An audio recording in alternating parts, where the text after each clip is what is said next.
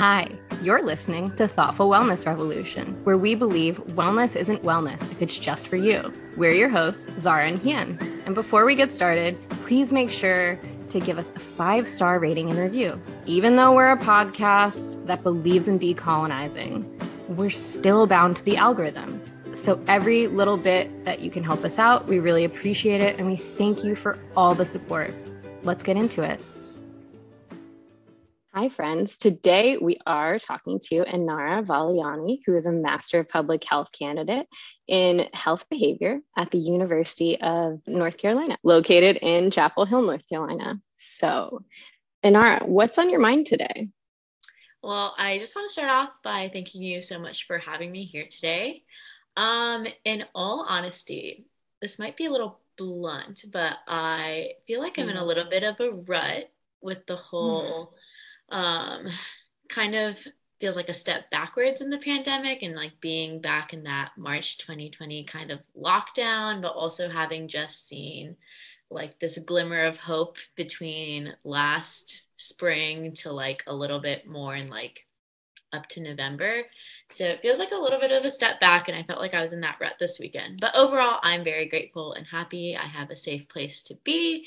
I can take care of myself for the most part and the people around me. But I'm trying to get better at not just answering the how are you or what's on your mind question with good. I'm trying to be better about that with myself. So sorry about the little spiel there. No, we love that. We love the spiel and we love the bluntness because that's what we are about here. Saying you're good in the middle of a pandemic where everything is falling apart is a lie. I mean, we can have good days and good moments, but it's like a very surface level answer. So we love the realness. Yeah, I think that's what sparked my whole, well, I'm not always good. And like, it's always just such an easy way to cut through things or not only not being honest with other people, but also just like not being honest with yourself. So that was just a commitment I made to myself to stop saying as often. Yes. Okay. Well, we love that. Okay. So I want to share, I guess, a bit with our listeners. You already know this because I'm going to tell it. It's about us. So Inara is, as we said, a public health candidate, and she works in health behavior. And she is also my cousin. So I saw her recently and semi-recently, and we were having a conversation and I was telling her about the podcast and wellness. And I was like, wow, yeah, like wellness should include art and education and systems. It's not just about taking a yoga class and like feeling good. And she was like, oh yeah, you're talking a bit about the social model of health. And you also do work within, I believe, I'm going to maybe get this wrong, but pain management in Black and Brown communities. Yeah, so a big interest of mine is specifically like substance misuse, use, and abuse. And then just because of, unfortunately, the way our society is set up, that is an issue that disproportionately affects a lot of BIPOC communities in our country. And then it kind of was brushed over until, I might get their year wrong because it's been quite a while. And in this field, everything moves pretty quickly. I want to say in 2015 is when like opioids became a substance that was more so being used and abused by white Americans because it was then being mass prescribed by physicians to white Americans who have access to normative standards of care. And then more people were getting addicted to the substance and so on and so forth, leading to our current opioid crisis, which was declared by the Trump administration in 2017, I want to say. But again, that it's an issue that has been around and has affected countless of minority communities for years and years now. But again, it didn't get the attention it warranted until it was an issue that directly affected white Americans. Okay.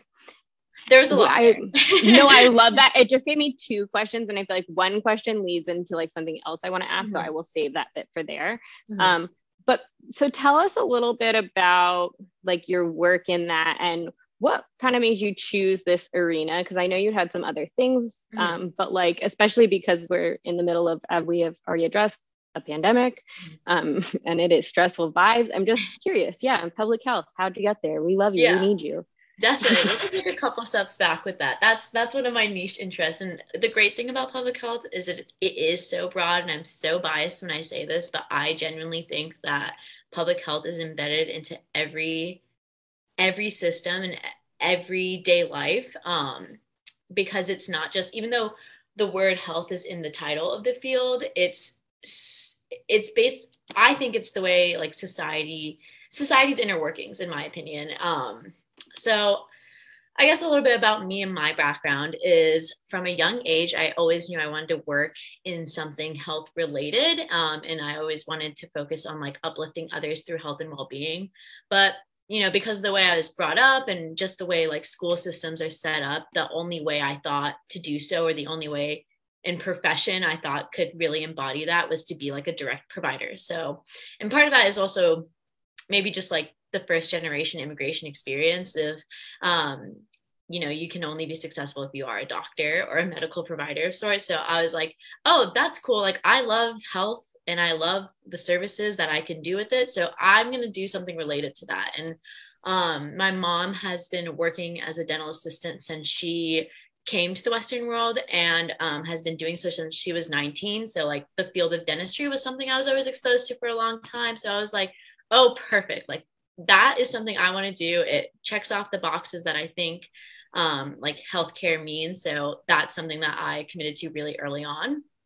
And when I got to college and I started taking all of the prerequisites, which is a lot of your like core sciences, so the biologies and the chemistries and the organic chemistries and et cetera, I constantly found myself frustrated and also drained by the idea that, or the concept that health was and health of people specifically was always being broken down into these really small micro subjects. And it's like cells and molecules, like in those classes, and like those classes then breed physicians, dentists, et cetera, et cetera.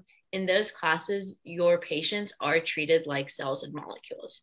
And it just felt like it dehumanized the entire idea of health. And I was always so mad at that and so frustrated with that. But it was, I like would force myself to kind of get over it because it was a means to an end. And then I kind of stumbled into a public health class.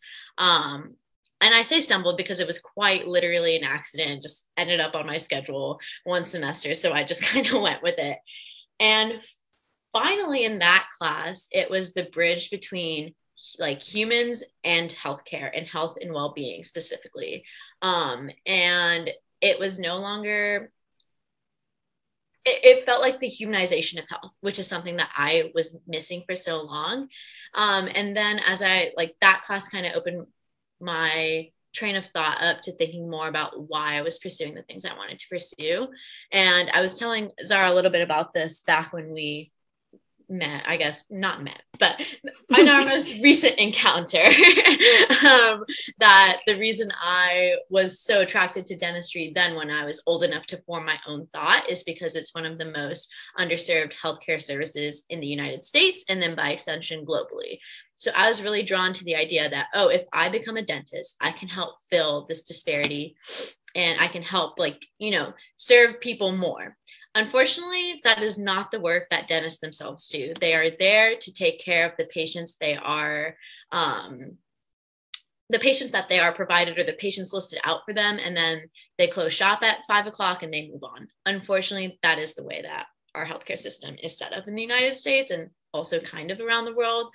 And so I realized that I wasn't going to get to do the work I wanted to do in that role. Not that that role isn't important, and not that doctors shouldn't understand the inner workings of your body, and the cells and whatever that I was mad about aren't important, because they are.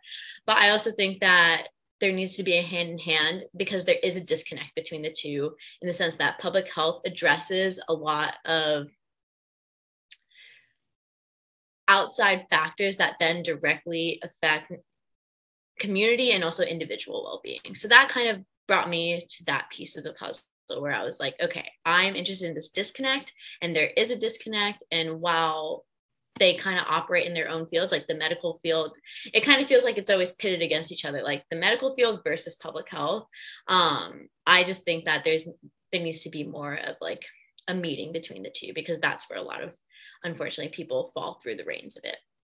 So that's what broadly brought me to public health. And in my opinion, what public health means is it's the conditions in which you live, work, and you play. That's been my favorite definition of it that I've come across through XYZ years of schooling, and also just through like my lived experiences, because in my opinion, health is so much more than like the state of disease versus non-diseased, or ill versus non-ill. I don't even know if that's the correct term for it. Because again, it's holistic. It's how you feel when you wake up emotionally. It's how you feel like with your state of mind, and how you're able to move through your day, if you're able to move through your day. And that's also physically, that's transportation wise, it's so broad. And so that's why I really like the whole live, work, and play, because it's not only I also love the addition of the word play there, because your social support is also so important to your health, and all of that. So that's broadly what I think public health means to me. And then also, as someone who comes from a marginalized identity and identifies with parts of that, I think part of public health is also a little bit of trauma dumping. Sounds harsh, but it sounds awful. But because of the way that academia kind of is, it's, you know, very white centric, it's capitalist, it's very money driven. A lot of the times the topics being addressed by people in terms of like public health issues come from people that don't necessarily have any ties or understandings of the communities that they want to intervene in. So even if the intentions are so good, and I'm not saying that meaningful work cannot be accomplished by someone who's not belonging to that direct community. I guess more so what I'm trying to say is that oftentimes the extent to which an average practitioner who comes from these normative institutions, like their average amount of knowledge comes from what they learn from a textbook or an infographic. And it's a lot of times these things that they cannot wrap their minds around. And I say they, but I include myself in that because I have my identity and it's not everyone's identity. So more so when I'm saying trauma dumping, in terms of my work with public health, I think it's just bringing my lived experiences to the table. And those are valuable experiences that unfortunately aren't always represented in a lot of like traditional academic spaces. Okay. I didn't cry on any of the first season, and I only cried a little bit on this one so far, but I am tearing up so deep because poof. I wanted to like jump up and dance when you were talking about the way health is not just about like what you do or what you eat. It's like live, work, play. Like there's so much to our lives that incorporates it, because I feel like that's really what we're so much about here. I want to get more into that, but I also want to say, like, I feel like as an I studied interdisciplinary studies in college, and I wanted to go to law school and then into education, and saw that the systems were really broken. And now I'm here. You know, there's a lot of other steps in between there, but that's not the point. But it's just so beautiful to hear that you had a similar experience of like, I want to be able to do this from a level where I'm actually bringing humanity back into the world, and not through a level where I am pulling things apart, because I think a lot of what we've done in the world is really because we've learned to specialize, which is like really important. Like we said, we need people looking at the cells and the other things that I don't care about, because I don't care about them, but I do want to understand how they all connect. And I feel like it seems like on a deep level that public health is more of an interdisciplinary work, because you're looking at healthcare, you're looking at work, you're looking at social factors and society factors and biological behavioral factors, like so many different things, which I really love. Yeah, definitely. That was the nail on the head. You hit. Yeah. And I also so that kind of leads me into the second part of this, which is like, tell us more about this, is because the social model of health is something I brought up before, but it really sounds like work, play, live, you know, like that social model of health, right? Like can you tell us more about what that is? Because I looked it up a little bit after you left and we talked about it, but I think everyone should know more about this. Yeah, definitely. So I'm going to delve in a little bit. I might geek out a little, so stop me. I'm a rambler.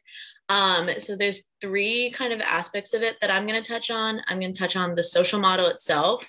how it's juxtaposed with the medical model. And then another framework that I really like that goes hand in hand with the social model is more so the social determinants of health. So the medical model is typically what is most accepted and understood. It is what I had followed blindly for a lot of years, and something that I just didn't know there was more to health than the medical model itself. And as I mentioned earlier, it kind of centers around science as a vessel for curing disease and illness. In this model, I'm going to read a little bit. The state of being healthy versus unhealthy relies solely on the presence or lack thereof of disease. So that is how the medical model is defined. In my opinion, I think it's a very limited definition for some of the things I touched on already. So then on the other hand, we have the social model of health, which considers the social, cultural, political, and environmental factors that contribute to well-being. So the medical model came first in the line of history and whoever discovered what. And it was then the social model was made in response to that, when people figured out that, oh, that actually doesn't encompass everything that people need on a daily basis and for daily living.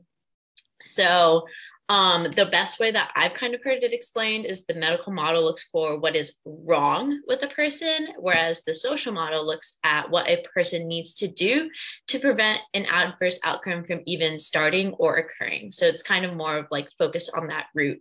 And there's not one root, on root causes of the things that then later on the medical model has to kind of deal with and diagnose and treat. So in medicine, treatment is kind of the end goal, but the scale of treatment in the current practice of medicine is so skewed, and it's often just a band-aid solution for larger issues in healthcare and by extension society.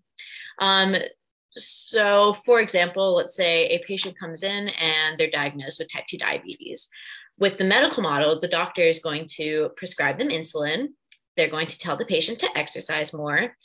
They're going to tell them to eat healthier, and then they're going to send them on their way, because another big thing with medicine currently is efficiency. Get the patient in, figure out what's wrong, send them on their way, deal with whatever outcomes later.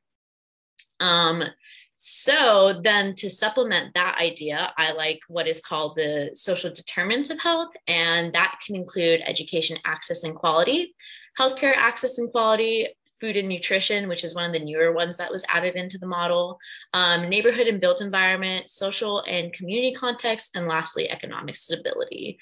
So under these different determinants, it considers things like employment, social support, housing, literacy, language, stress, and a multitude of other factors that kind of relate to it. So going back to that example of the type 2 diabetes, a lot of times people, and particularly patients, are told that their health problems are their fault, or it's kind of the culmination of their own poor individual choices that have led to now this diagnosis and this health issue or this health problem. So it's, you don't eat healthy enough, you don't exercise enough, this runs in your family, this is your genetics, you drink too much, you smoke too much, etc. And while these things can be contributors to poor health outcomes, let's expand the lens a little bit. So why instead is a doctor not asking if they're consistently seeing a certain demographic reporting type 2 diabetes, if they're constantly diagnosing patients with type 2 diabetes, et cetera, et cetera? Why aren't they asking them, why do you drink more than the average person? Why do you smoke more than the average person? Why do you do X, Y, Z to then have this diagnosis? So peeling back the layers, there's a lot of reasons why people engage in these unhealthy behaviors. We were told from such a young age, smoking is bad for you, don't smoke. But it's still one of the most common preventable behaviors that people do and engage in regardless of what they're told throughout their whole lives. And so a lot of times these unhealthy behaviors, and I'm putting quotations up, even though on the video you can't see them, these quote unquote unhealthy behaviors are coping mechanisms for other daily stressors. Is it daily dealings with discrimination that then lead them to do this? Is it social exclusion? Is it financial insecurity? Is it having limited transportation? Is it limited mobility? Is it the lack of autonomy someone feels over their own life? It can be anything. And more importantly, it can be something completely out of control of an individual. And these factors are exacerbated for BIPOC communities. And so that's why I think it's really important that we consider the social model and the social determinants of health in our systems, because at the end of the day, while an individual diagnosis can be kind of a result of factors or choices that a person makes, a lot of times the systems and the structures that they are placed in and that they live in, that they work in, that they play in, are set up against them to then, inflate these conditions. And so it's not one person's fault, it's rather a whole framework's fault. Wow. I just want to say, thank you so much for, you said that you might be geeking out, but I just felt like you were so thorough, and that's so needed. Like the way you explained everything, I'm like, yeah, that makes sense. Like, thank you for, teaching us all these things. And, I'm thinking about myself with some of the things you're saying, because I'm thinking and, I'm somebody with, certain identities that might make me more privileged, but also certain identities that might make me more marginalized. And something I was just thinking about with when you were mentioning food and nutrition is I saw this tweet a while back, and I relate to it, where people talk about having their emotional support Taco Bell. And that's honestly kind of where I'm at in this pandemic. Is that I will choose to get my quote unquote emotional support Taco Bell. And the reason is because it's cheap. And I'm feeling stressed because life is really hard right now. And it just gives me that sort of the little reward system in my head of oh, that just feels good, because it's the food, the way it's made is just really tasty, right? Even if it's not super nutritious. Even though I live really close to a local organic grocery store, but it's super expensive. Every time I go in there, it's oh my gosh, it's so expensive just to get a little salad or a sandwich or something, even though that's the quote healthier food. And, I'm not a wealthy person. And so, I'm just thinking about it in my own life and with my own decisions as well, is that, yeah, I would love to always be eating healthy and go into the organic grocery store, but also there's so much in my life and the stressors in my life of just being a woman of color, living under capitalism, trying to survive, that I'll choose to opt for my emotional Taco Bell oftentimes. No shame. No, that is so valid. And it's also it's crazy that we're aware of these things theoretically. And for me, that comes from having this privilege of some sort of health literacy and growing up in the Western world and kind of being exposed to that from a younger age to then developing it now. But it's great. We're aware of these things and we want to do them in theory, but sometimes we can't, or we don't want to. And that should be okay. And we shouldn't have to I don't know, that's just a whole nother a little rant, but that kind of reminded me of a personal experience I've had in the research world with it. And this ties back to some bigger frustrations and critiques I have of public health itself. And I think, you should be able to critique whatever field you're in. And I know Zahra does that a lot with, the work she's done in the past. And so just because we're doing things doesn't mean we have to blindly accept them. But so for example, in my junior year of undergrad, I was also a public health major in undergrad. So just kind of extending that onto now with higher education. But I was a research assistant on a project, and it was basically trying to adapt the University of Pennsylvania has this nutrition retail environment measures survey where they can rank different grocery stores for the healthy or the level of healthy foods that they offer, and the different advertising for it, whether they readily advertise if WIC is accepted and different food service programs are accepted. And so what my principal investigator was trying to do was adapt that tool to then be able to apply to beverages. And so how heavily were sugar sweetened beverages kind of pushed to the front of stores, where they were placed, was WIC accepted on, the healthier options, et cetera, et cetera. And then what they were trying to do with that is basically so the research project was housed in Washington, D.C. And the way that D.C. is set up is it's kind of split into what are called wards. So in other states, those are kind of synonymous with counties, the concept of different counties. So there's 8 wards in DC, and kind of as you go down the numbers, the lower ranked wards are the ones that have higher levels of poverty, have more communities of color based in them, and like kind of have been pushed out with gentrification with the way that young professionals in DC operate. So then what they were trying to do with this beverage tool was advocate for more grocery stores in the lower ranked is a weird word for them, in the lower numbered wards, because I believe I knew this number off the top of my head a year ago, but I don't know it now. But I want to say Ward 8 has 2 grocery stores and maybe Ward 7 has 1, or basically 7 and 8 have less than 5 grocery stores in their respective areas, despite housing a good number of people, considering it is an urban environment. So, there are people packed into these spaces. So they were going to use the tool to then advocate for more grocery stores to be built. But a problem with this is that it's a very, I keep using the word normative, but it's a very normative solution to like, oh, these people have, they have higher rates of obesity, they have more heart disease in these areas, et cetera, et cetera. It's because they don't have access to healthy foods. So let me build them a grocery store so then they can go buy groceries and blah, blah, blah. What that fails to account for is, one, even if you have grocery stores, are people able to afford them? 2, where are these grocery stores going to be built? Realistically, what's going to happen is an apartment building or some sort of public housing is going to be torn down to then make space for the grocery store, which then forces residents of those areas to be pushed further out, which has already happened so much in DC and in cities across the country, but in DC particularly, just keep getting pushed further and further out of the district itself into surrounding areas. So, it's this very white power focused solution of like, I know what we should do. We should build a grocery store. But it's like, if you look at the history of things, these communities have been thriving, surviving, I don't know, have been self-functioning for so long. And just because you now recognize them as needing something, like that's when you want to intervene. But let's look at the resources that they already have. What already works for them to have been operating for this long without your quote unquote help? And, when you peel back that layer of things, and as a researcher, it was something I was able to do because I was like, that feels fishy to just like build this thing that maybe they don't even want, because why hasn't it been built yet? That's another question. Has that been asked? Why hasn't it been built yet?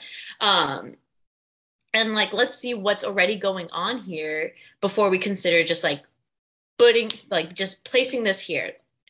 And when you look at it, there's actually like community run farmers markets that have been going on for years, and they accept food stamps, they accept WIC, and like they're all like run by local like farmers, local people from the residents in that area.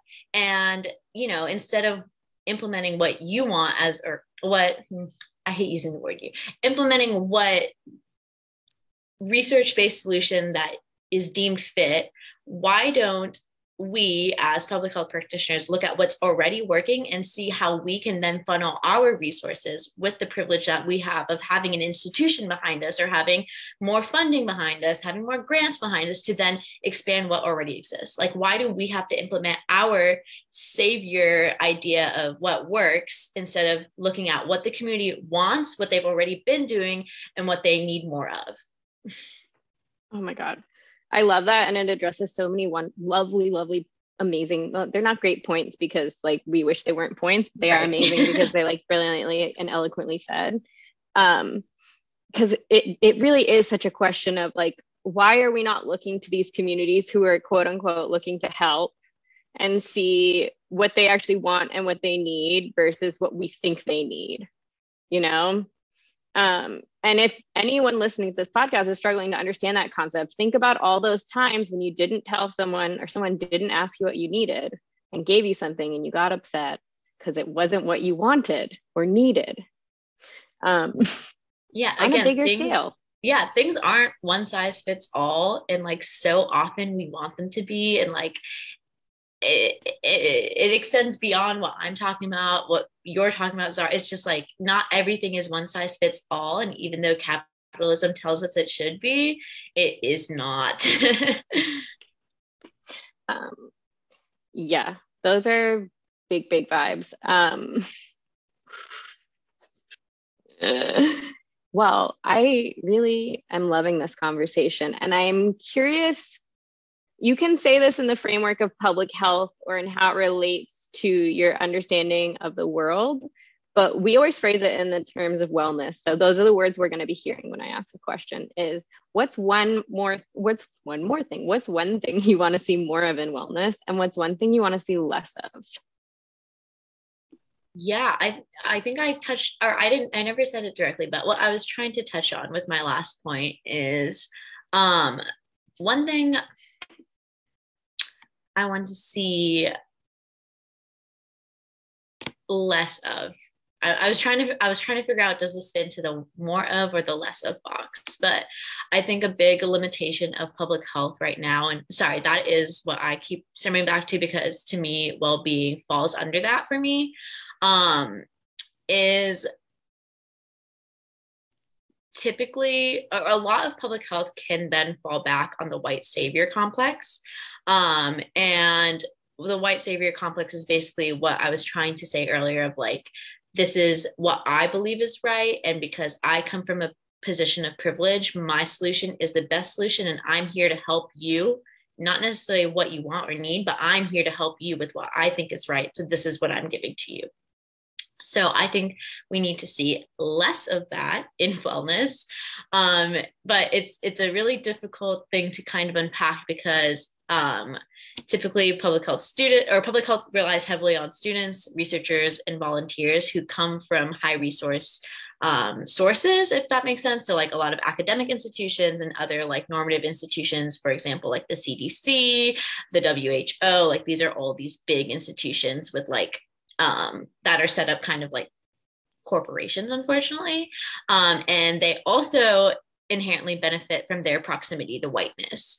So these individuals and these groups and these organizations, they want to work in areas that, or with populations with the limited conventional resources. And it's really easy because of their standing in like social spaces, political, academic, whatever standings that they have in society, to think that what they have to offer is the most novel and beneficial. But it is important to remember that a community, whatever community, whatever identity it is operating or has been operating way before we as public health practitioners get there. And, you know, I include myself in the narrative because it kind of is where I'm working or seeking to work right now. And so this concept, I think, is called positionality. So kind of recognizing your identities and your biases, or my identities and my biases, before I enter a space. And so I think that needs to be seen more of. And that's why I was trying to decide whether I want to phrase it as less or more. But I think recognizing positionality is something I want to see more of in wellness. And I think I want to say there is a bigger push for that more recently in academia than there ever has been before. Whether it's performative or not, I think it depends on the person. But I'd like to believe there's a bigger push for it now, more so than ever. And so again, like a big thing with meaningful public health work is listening to your target population and ultimately accepting that, you know, or I know a lot less than I think I do. And that stems across so many different disciplines. So even if you share commonalities with them, even if I share commonalities with whatever, no one knows the community better than the community itself. So I want to hear a lot more dialogue rather than intervention based solutions. Wow.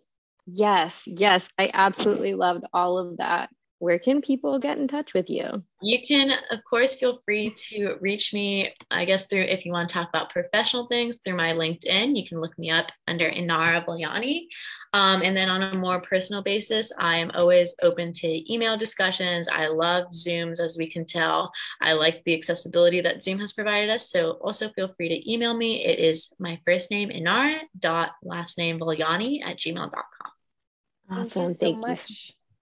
Thank you so much for your time and all the wonderful things you taught us. No, thank you so much for having me. I'm sorry if it came off as teacher student. I'm also novice in this field as well. I'm just getting my bearings. So We love it. We love it. Thank you.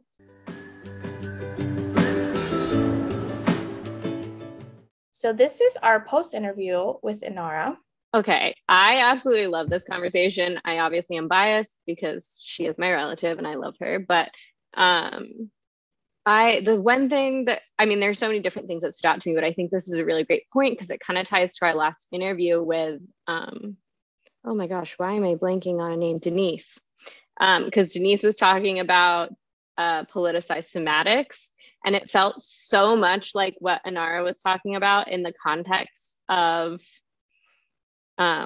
how white folks and folks of the majority, or folks in power, with power, proximity to power and whiteness, are moving into marginalized communities or underserved communities and trying to implement their ideas. It felt to me, and she was talking about how it's so important that what we need more of is recognizing what are my biases and what are your biases and what are my power and what's your relation to power when I walk into the room. And that felt so much like, yes, politicized somatics, right? That's what it was. That's such a thing that we need, because it's so frustrating to be talking to white people who genuinely do want to do better. You know, it's not like they're like asshole people who are like, fuck you and your issues. They're people who want to do better, but they don't recognize how their own body and their own somatics and their own things impact the way other people are able to relate to you. And I just thought that was so interesting to see it, because she addressed it and talked about it more beautifully and eloquently than I did in the podcast. So I think it's just interesting to see how both of those concepts are from two different people in two completely different fields, but we're having the same issue. And so it really just made me see like how prevalent it is in the different areas of my life, in our lives, not my life specifically. Yeah, I agree with you. I mean, I feel like there's definitely, it's no surprise, there's definitely a theme with these conversations that we're having. And probably, you know, why we even have this podcast, why it's needed, right, is because like the voices and the presence of the people of the global majority, BIPOC, marginalized people with marginalized identities, like their voices and presence are just not fully seen in a lot of spaces. They're not fully seen. They're not heard. There is, what's interesting is when she was talking about like the white saviorism in like public health. I thought that was really interesting because I'm like, shit, that's like in everywhere in wellness, right? Like I feel like I want a wellness world where we don't have to worry about saviorism from anybody, like where we could all be well and have both self-care and community care, but not in like a weird, I think Inara used the word like intervention, like they're intervening instead of like listening to communities of color for like what's actually working and like how can we support what you are needing and what you're wanting to do. And I just think about that as well with like, you know, we all know it happens, or not we all, Zahra and I both know it happens in yoga and mindfulness spaces as well, where the white savior comes up with like, let's offer a yoga or meditation class for like the underserved populations. But it's like, is that what they actually need at this moment? And like, is the way you're offering it really actually as helpful as you think? Like, you know, there's just, yeah, it's frustrating. Yeah, no, absolutely. And I love that you said that, because I think it brings me back obviously to Paulo Freire. And this is the point I was going to make earlier, but I got mumbled with a few other things. But it really brings me back to Paulo Freire's work of like false generosity is when you have saviorism, when you think you can go into a space and that you know more than other people and that there is nothing you can learn, you fall into, first and foremost, my most hated concept, but most talked about concept of banking modeled education and tabula rasa, which is that people are blank slates. They are not blank slates, baby. You can't go into a space and not be and pretend that those people don't already have a system and things that work for them. Like, it's like when white people came to the Americas and were like, oh, savages. And it's like, no, they don't have guns because they're not at war with each other all the time. Like, there are different factors at play here. Sorry, I did a bit of a jump there, but we do know, like, I want to bring it back to the fact that we get back to this being model of education. We get back to this idea of false generosity, where it's like, oh, I have something to offer that you don't have. I'm going to give you something that without me, you could never have. And in that way, I still am dehumanizing myself and I'm dehumanizing you because I think I'm above you. And humanity can't exist in hierarchy. Humanity exists on I'm blanking on a word. So if you have a good word for it, not on a hierarchy, on a non-hierarchical status. Yeah, I'm trying to think of a word too, and I don't know a word. Like, what's the opposite of hierarchy? You know, I don't know. We're so used to it. Exactly. I'm just gonna say in relation. Humanity happens in relation, and hierarchy is not a relation. It's a structure and an order. You know what I mean? Yeah. It's not like, oh, how do we all relate to each other? It's I'm at the top and you're at the bottom or wherever in between. You know? Yeah, it is really frustrating, I guess, to, I guess, recognize that, you know, everything you're saying with like false generosity and like, you know, white saviorism is, I feel like so much of it is that, like, I don't know, colonial mindset. And we somehow have accepted that as the norm. And I just don't believe that this is the way things have to be, because we have been taught that this is just the way things are, similar to the way certain populations are taught, like, oh, you're just going to have heart disease or you're just going to have whatever. And it's like, really? Like, just because magically, not because of history, or I don't know, something that the colonizers did, you know? Not because we're perpetuating systems that were broken from design. You know what I mean? It feels like when you need to go out and conquer the world and take resources and marginalize folks, it feels like maybe you're missing something. I don't know. You seem to be trying to fill it with a void of resources. I don't know, just a thought. You know what I mean? It's a frustrating reality to notice, and then for them to still be like, no, I'm gonna give you something. And it's like, we're tired. We know that you have things to offer. Everyone has things to offer. So if you could please sit down and let someone else share, it would be really great.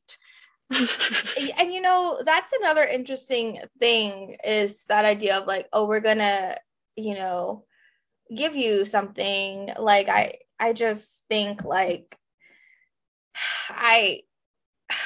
it's like kind of like you are trying to provide solutions for problems that you created. And I find that really annoying. Like, I'm tired of that. It's just like, you created problems with this system that you continue to perpetuate. And then now you're trying to give us solutions, but really the solution shouldn't be necessarily led like coming from you, because like, it goes back to what Inara said, like listening, because I feel like there are solutions within every marginalized communities. They create their own spaces, they create their own ways of like resistance and survival, and even, you know, they thrive in their own ways. And instead of seeing that as like, and that's, you know, instead of like, I guess, nurturing that, or, you know, cultivating more of that, it's like, what can I dictate to you about what you should do next to help improve your life that is so shitty because I made it that way, or I'm a part of the system that made it that way? And it's like, it's just hard. like it's just one of those things where it's like, I feel like every time I realize it, it's such a mind fuck. It's such a like, what the fuck? And like, we're told that this is just the way things are, and I can't stand it. You know what I mean? It's like, I can't stand, like, I hate it here, basically. I know, absolutely. We're all very tired here right now. We didn't even ask what's up today because we're tired. That's it. Oh, you know what? Yeah. I was gonna ask that. You know, Zahra, what's on your mind? Yeah, what's on my mind is what I began screaming about at the beginning of these episodes. And I'm sorry if you had to lower the volume, because I am quite loud sometimes.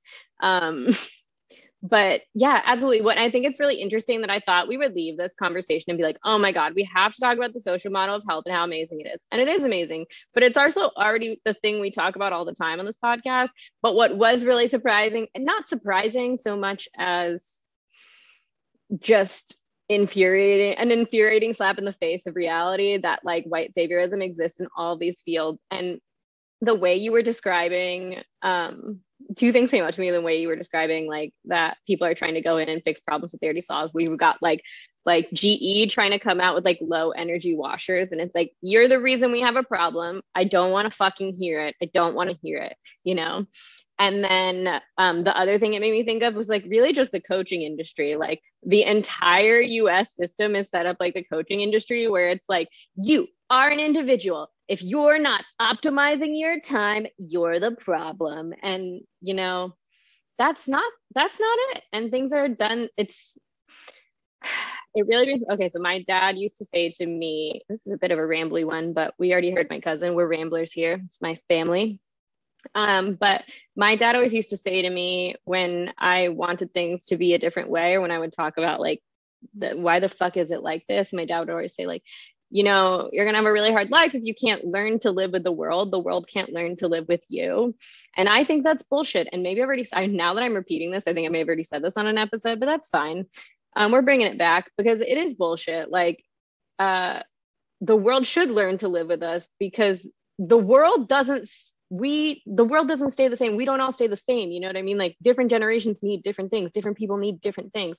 For the world to not work with you feels like we're not running the world correctly, you know? And social model of health and all these things that look at like, hey, look at these systems, look at these factors, look at all of the pieces of this puzzle, and not just this one individualistic thing that you're doing wrong so that you can live with the rest of us. You know, because like, what are the rest of us? What are we all agreeing on? When has anyone agreed on everything and on anything? Everyone agreed on anything in the last, I don't know, 4 years.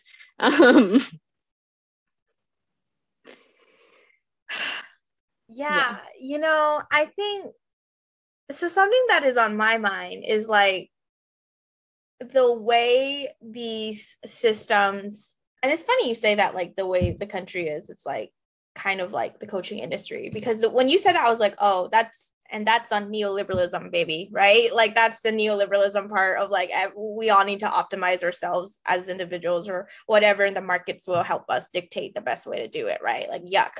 But I just feel like it is hard to have accountability in this system, or like this system like never takes accountability, it feels like. And I think that is what is so frustrating, is because we are told that we need to take like, what is it, like individual responsibility or some shit. Like, I hate that phrasing, by the way. Like, I understand like what it means in terms of like empowering yourself to help yourself or whatever, like individual choices. Like, I understand like there can be good to that, but I hate that that's like the sort of like encouragement or like way to live, because it can't work if the systems also don't take responsibility, if there's no accountability for the systems that we live in. Like, it can't just be one thing. Like, it can't, there's like a both and to it, I guess. It's like, it doesn't make sense for me to tell people take individual responsibility, make healthier choices.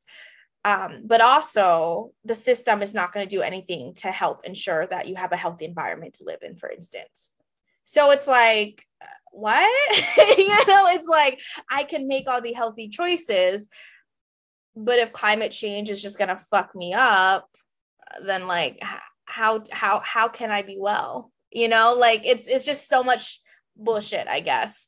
And it's interesting. I didn't know where this podcast would go and where our conversation would go, but I'm just feeling very present, I guess, with this feeling of like, this is bullshit. Like just like a very I guess like a raw emotion, like almost an anger of like, yeah, this fucking sucks. And you know what? It's okay to know that it sucks.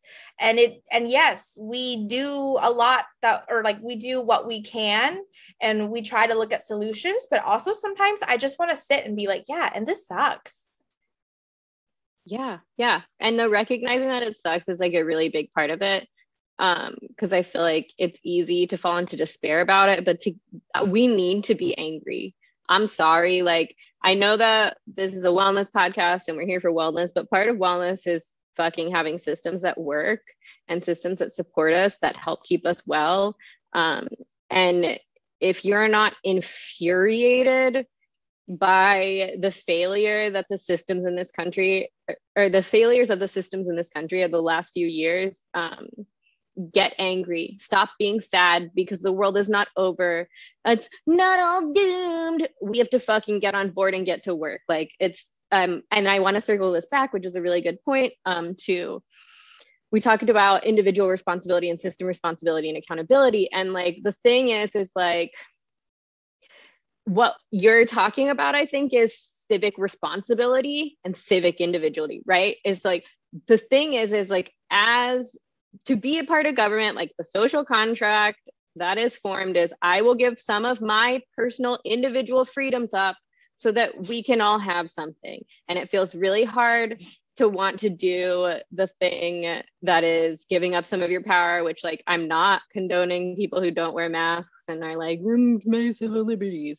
But I mean, like, the reason that as a society we wear masks is so that we can protect each other, right? Like, and that's where the issue is we don't have a system that's encouraging us and encouraging our civic responsibilities, and first and foremost, taking criticism from their supporters, because I think that's a very important piece of being a leader, is being able to take criticism, and from there, taking accountability for what they're doing wrong. So I agree with you. I'm sorry I'm rambling about this, but it's I love your anger. I'm happy we're getting angry about this and that we're moving into the direction, hopefully, of more conversations like this and praxis and figuring out what that looks like for all of us, because that's what we need. Yeah, that is definitely what we need. And, I really hope, in the bonus episode, Inara talked about her research with substance use, misuse, and abuse in Black and Brown communities, and sort of some of the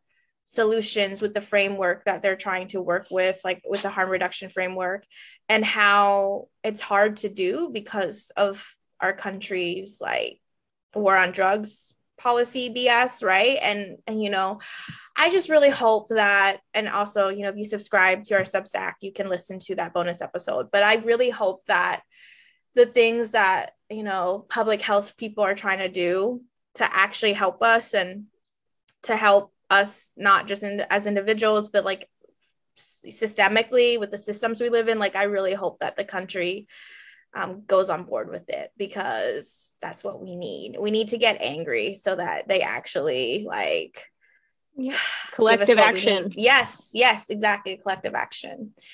Yeah. Any other words you want to share, Zahra? I see your dog is on screen again. I know. She's like, I need attention right now. She also feels strongly about all of us organizing in collective action. No, I honestly, I'm loving this episode and this season. I hope everyone has enjoyed, and we'll talk to you again soon. Thank you for listening to the Thoughtful Wellness Revolution podcast. For bonus content, you can go to thoughtfulwellnessrevolution.substack.com and subscribe for $5 a month. You can also follow us on Instagram at Thoughtful Wellness Revolution to share your thoughts. And don't forget to subscribe to us wherever you're listening.